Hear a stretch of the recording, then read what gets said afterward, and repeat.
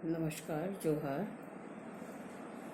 मैं doctor Rani, LBSM college, department of commerce.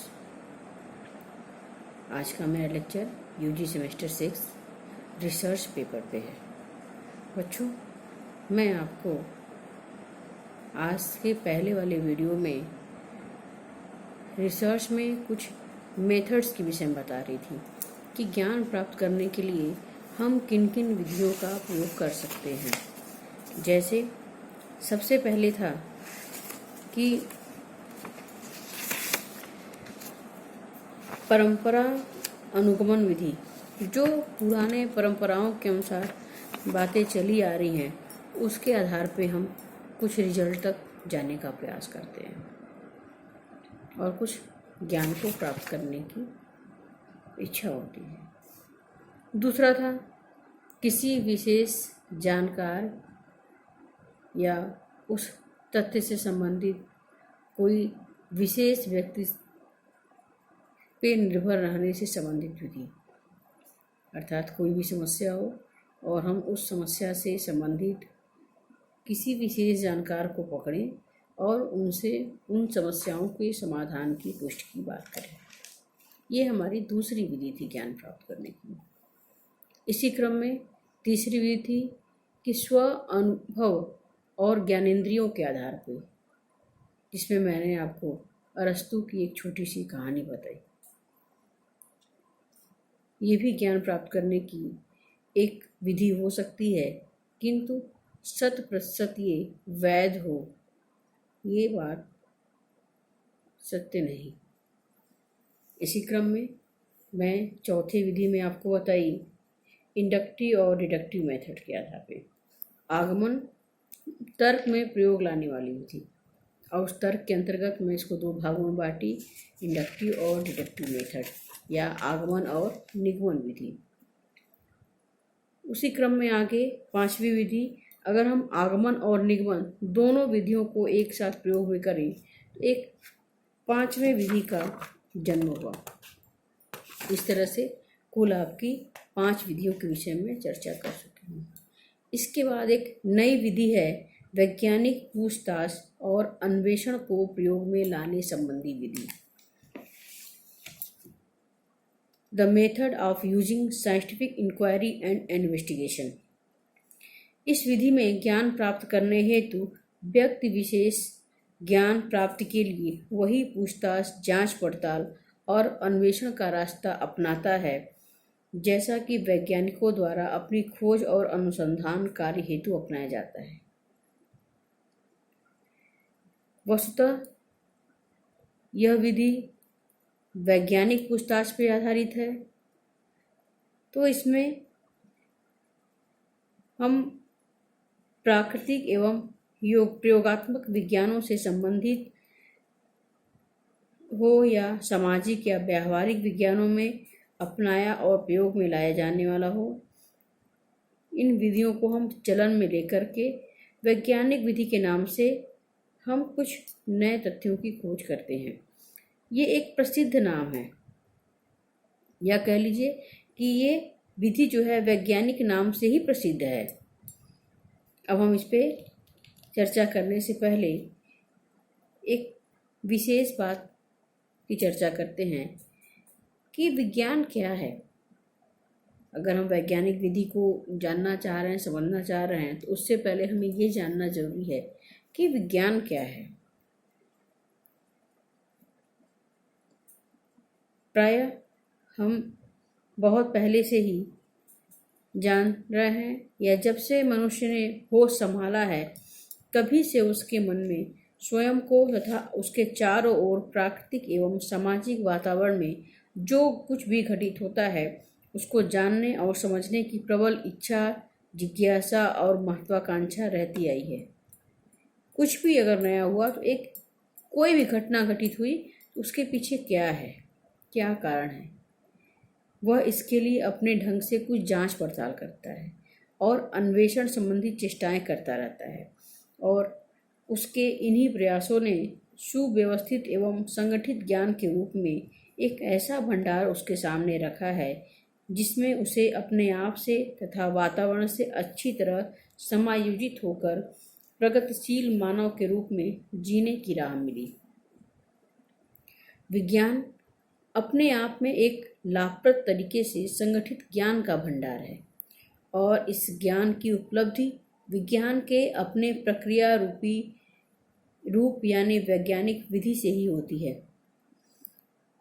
अब इसी क्रम में एक और बात सामने आती है कि आखिर वैज्ञानिक विधि है क्या? What is scientific method? सरल शब्दों में विद्वानों द्वारा ज्ञान की प्राप्ति, सत्य की खोज और समस्याओं के समाधान हेतु जिस विशेष विधि का प्रयोग किया जाता है उसे ही वैज्ञानिक विधि की संज्ञा दी जाती है।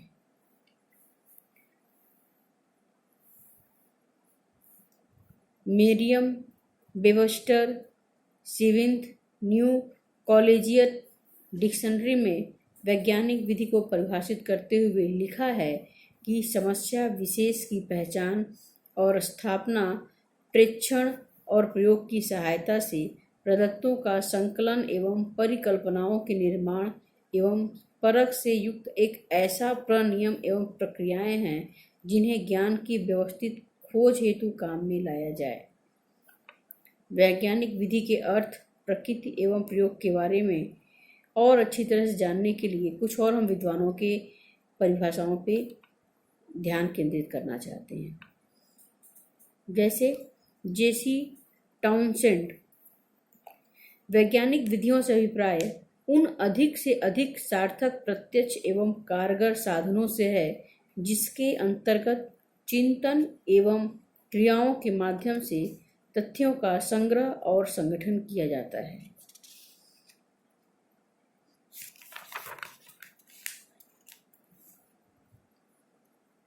डेलो के अनुसार वैज्ञानिक विधि और कुछ नहीं बल्कि एक नियमबद्ध चिंतन ही है। वास्तव में यह एक संगठित सामान्य अनुभूति है। अतः हम उपरोक्त सारी परिभाषाओं के आधार पे एक तथ्य निकल के सामने आता है कि वैज्ञानिक विधि तथ्यों की खोज तथा समस्याओं के समाधान हेतु अपनाई जाने वाली उस विधि या उपागम से है जिसमें कुछ आवश्यक एवं निश्चित तार्किक, वस्तुनिष्ठ एवं व्यवस्थित सोपानों का समावेश रहता है। इस तरह से ये आपकी वैज्ञानिक विधि से संबंधित परिभाषाएं हैं। अब वैज्ञानिक विधि की कुछ विशेषताएं होती हैं, कुछ इसके फीचर्स होते हैं। वही फीचर्स होते हैं वो यूनिक होते हैं क्योंकि ये साइंटिफिक है, साइंटिफिक अप्रोच है। तो आइए इसके हम कुछ विशेषताओं के विषय में चर्चा करते हैं। सबसे पहले तो इसकी सबसे मुख्य और पहली विशेषता है वस्तुनिष्ठता, ऑब्जेक्टिविटी। वैज्ञानिक विधि में अपनी प्रकृति, प्रक्रिया और परिणामों की दृष्टि से काफ़ी वस्तुनिष्ठता पाई जाती है। यह आत्मनिष्ठा, पक्षपात और द्वेषपूर्ण रवैये से काफ़ी अधिक दूर होती है। वस्तुनिष्ठता मतलब कि जो बात सत्य है वो सत्य है, उसमें कहीं से कोई भी बायसनेस नहीं होती है। ये पर्यावरण से किसी भी प्रकार से प्रभावित नहीं होता। दूसरा है सत्यापनशीलता। वैज्ञानिक विधि में उठाए गए प्रश्नों या समस्याओं के उत्तर पाने के लिए जो भी आवश्यक सूचनाएं या प्रदत्त संकलित किए जाते हैं उनकी सत्यता को परखने पर पूरा ध्यान दिया जाता है। यहाँ न तो प्रदत्तों के रूप में कुछ भी स्वीकारा जाता है और न इन प्रदत्तों से निष्कर्ष रूप में क्रियान्वित किया जाता है जब तक कि उसे स्वप्रेक्षण, परीक्षण तथा प्रयोगों की कसौटी पर अच्छी तरह से न परख लिया जाए। कहने का मतलब है कि वैज्ञानिक विधि में सत्यापनशीलता बनी रहती है और ये सत्यापनशीलता जो होती है वो स्वप्रेक्षण, परीक्षण और प्रयोगों की कसौटी पे अच्छी तरह परखने के बाद ही निकल कर आती है। इसमें जो बातें, जो रिजल्ट सामने आते हैं वो हर स्तर पे सत्य सिद्ध होते हैं। पूर्वानुमान क्षमता। वैज्ञानिक विधि के प्रयोग द्वारा जो परिणाम प्राप्त होते हैं उनमें व्यक्तियों, वस्तुओं और घटनाओं से संबंधित बातों का अग्रिम अनुमान और उसके बारे में भविष्यवाणी करने की अपूर्व क्षमता पाई जाती है। उदाहरण के लिए, अगर किसी व्यक्ति विशेष के व्यक्तित्व का अगर वैज्ञानिक विधि का प्रयोग करते हुए भली भांति अध्ययन कर लिया जाए तो यह अनुमान लगाया जा सकता है कि किसी विशेष परिस्थिति में उसके अनुसार किस प्रकार का व्यवहार अपेक्षित होगा। अर्थात वैज्ञानिक विधि के अंदर हम पूर्वानुमान लगाने की भी क्षमता रखते हैं। जैसे मौसम की अगर भविष्यवाणी की जाती है, मौसम का पूर्वानुमान लगाया जाता है, तो ये पूर्वानुमान बहुत हद तक, बहुत बड़ी सीमा तक कह लीजिए वो सत्य होती है। ये इसकी तीसरी विशेषता है। कार्य कारण संबंधी महत्ता, अर्थात emphasis on cause effect relationship. वैज्ञानिक विधि के अंतर्गत ही हम कुछ कारणों को अप्लाई करते हैं और उसके प्रभाव को देखते हैं। कोई काम करके उस काम का रिजल्ट जो हमें मिलता है वो उसके परिणाम को, उसके प्रभाव को प्रदर्शित करता है। जैसे विज्ञान यह मानकर चलता है कि जो कुछ वर्तमान में दिखाई दे रहा है उसके अस्तित्व के पीछे कोई न कोई कारण है, और इसी प्रकार भविष्य में भी जो घटने जा रहा है उसके पीछे कुछ ठोस कारण कार्य कर रहे हैं। वैज्ञानिक विधि में इसी प्रकार के कार्य कारण संबंध का पता लगाने पर विशेष जोर दिया जाता है। इसलिए व्यक्तियों की व्यवहार संबंधी बातों में या घटनाओं के घटने के पीछे जो मूल कारण छुपे रहते हैं उसकी खोज करने का कार्य खोज के वैज्ञानिक ढंग को अपनाने से ही संभव हो सकता है। अतः वैज्ञानिक तथ्यों में निहित कार्य कारण संबंधी संबंधों की तलाश में वैज्ञानिक विधि का प्रयोग काफी उपयोगी सिद्ध होता है। इसके अतिरिक्त संशोधनशीलता या गत्यात्मक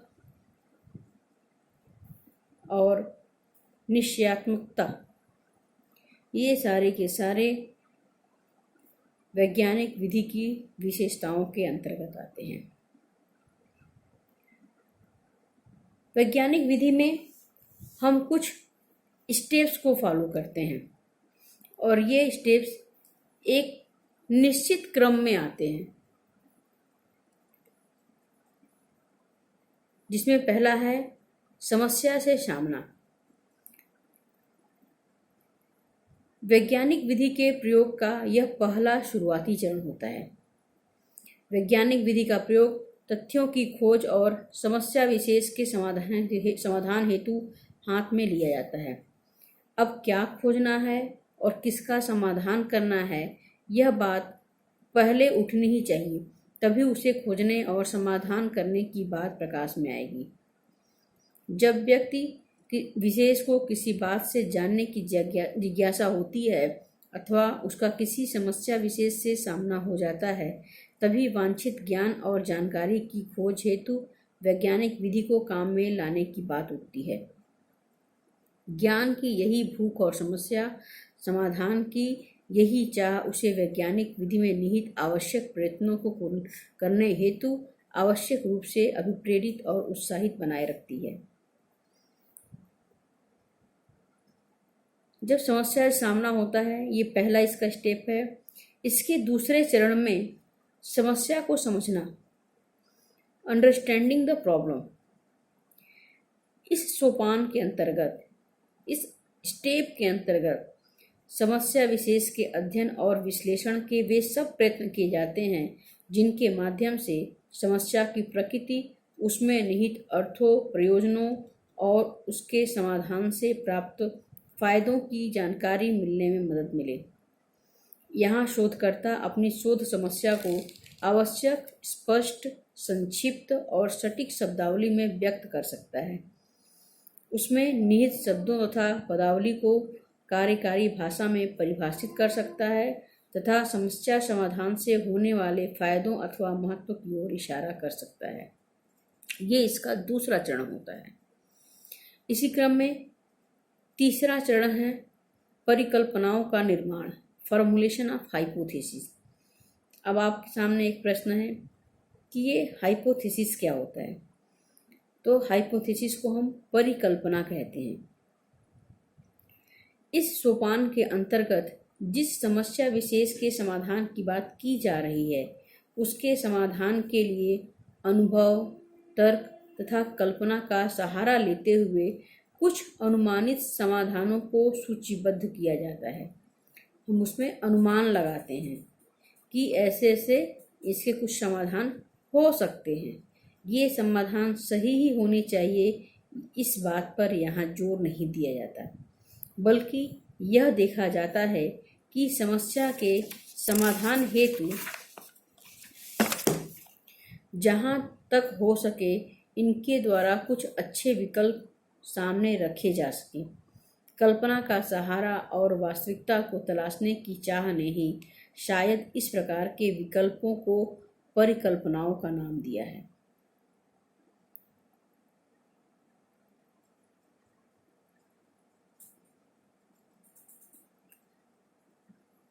अगला जो स्टेप होता है वह है परिकल्पना परीक्षण, प्रदत्तों का संकलन, संगठन एवं विश्लेषण, testing of hypothesis, collection, organization and analysis of data. ये हाइपोथेसिस, फॉर्मुलेशन ऑफ हाइपोथेसिस या परिकल्पनाओं के निर्माण के बाद का चरण आता है और ये वैज्ञानिक विधि के चौथे सोपान के अंतर्गत है। तीसरे सोपान के अंतर्गत जो हम जिन परिकल्पनाओं को निर्मित करते हैं और उसके परीक्षण का कार्य करते हैं, उसके लिए एक एक करके बारी बारी से परिकल्पनाओं का परीक्षण करना इस सोपान के अंतर्गत आता है। जो परिकल्पना सबसे अधिक उपयुक्त लगती हो उसी को परीक्षण हेतु काम में लाया जाता है और फिर यही कुछ अन्य के साथ दोहराया जाता है। परीक्षण हेतु निम्न 3 प्रकार की प्रक्रियाओं से गुजरना होता है। नंबर 1, चयनित परिकल्पना के परीक्षण हेतु वांछित सूचनाओं, प्रदत्तों या प्रायोगिक साक्ष्यों का संकलन। दूसरा, संकलित सूचना सामग्री या प्रदत्तों को व्यवस्थित रूप से संगठित करना। और तीसरा, संगठित एवं संकलित प्रदत्तों का ऐसा उचित विश्लेषण जिससे समस्या समाधान में सहायता, उचित परिणाम या निष्कर्ष निकालने के लिए आवश्यक सहायता मिले। प्रदत्तों के संकलन, संगठन, विश्लेषण एवं निष्कर्षीकरण संबंधी उपरोक्त सभी कार्य इस सोपान के अंतर्गत इस तरह कुशलतापूर्वक वैज्ञानिक ढंग से संपन्न किए जाते हैं कि उनसे परिकल्पनाओं के परीक्षण में आवश्यक विश्वसनीयता, वैधता और वस्तुनिष्ठता बनी रहे। ये चौथा सोपान होता है। 5वें सोपान के अंतर्गत उचित निष्कर्ष एवं अथवा परिणामों की प्राप्ति आती है। इस सोपान के अंतर्गत पिछले चौथे सोपान के में परिकल्पना परीक्षण हेतु जो प्रयत्न किए जाते हैं उन प्रयत्नों से समुचित लाभ उठाने का कार्य किया जाता है। प्रदत्तों के विश्लेषण से उचित निष्कर्ष निकालकर परिणाम रूप में जो भी बातें सामने आती हैं, अब उन्हीं को परिकल्पना विशेष को स्वीकार करने या उनका परित्याग करने का आधार बनाया जाता है। अगर निष्कर्षित परिणाम समस्या विशेष के उचित समाधान में सहायक हों तो इन्हें समस्या विशेष के समाधान के रूप में स्वीकार कर लिया जाता है और अगर नहीं तो फिर दोबारा नए सिरे से किसी अन्य परिकल्पना को लक्ष्य बनाते हुए आगे बढ़ा जाता है और यह काम तब तक चलता रहता है जब तक किसी एक उचित परिकल्पना के सहारे समस्या विशेष के समाधान हेतु अच्छे और उचित निष्कर्षों अथवा परिणामों की प्राप्ति न हो जाए। और आखिरी है generalization of the accept hypothesis और कंक्लूजन। इस सोपान के अंतर्गत 5वें सोपान में प्राप्त निष्कर्षों को अब आगे एक ऐसी सत्यापन कसौटियों से गुजरना पड़ता है जिससे यह सिद्ध हो जाए कि समस्या समाधान विशेष के लिए ऊपर सुझाया गया है वह समाधान लगभग उसी प्रकार की परिस्थितियों में घटने वाली समान प्रकृति की समस्याओं के समाधान हेतु भी उपयुक्त रहेगा। इस तरह से वैज्ञानिक विधि का प्रयोग मान्य परिकल्पनाओं तथा निष्कर्षों के रूप में हमें ऐसे सामान्यीकृत तथ्यों, नियमों एवं सिद्धांतों को जन्म देने में पूरी तरह समर्थ हो सकता है जिनके सहारे सार्वभौमिक रूप से उचित वैज्ञानिक जानकारी और विषय वस्तु का समुचित भंडार मानव समाज को उपलब्ध हो सके।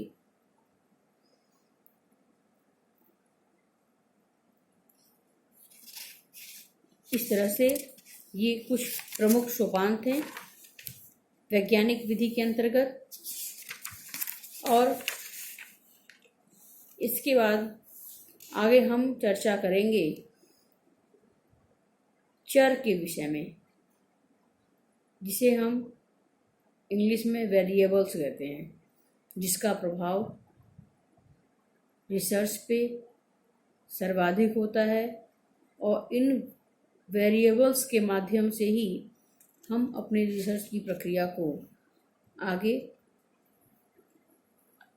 किसी घटनाक्रम में प्रयोग करके कुछ एक निश्चित निष्कर्ष को प्राप्त करने का प्रयास करते हैं। तब तक के लिए नमस्कार।